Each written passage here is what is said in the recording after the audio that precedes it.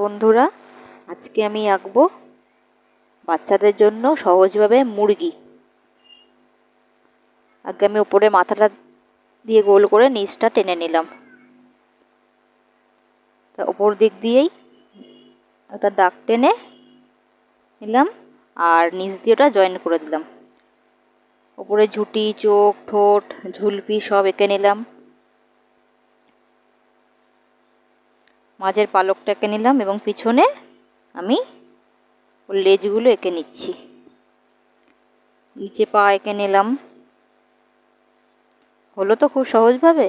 এবার এটা আমি রং করব। পুরো মুরগিটা আমি হলুদ রঙের করব, বডিটা। মাথাটা করব কমলা রঙের,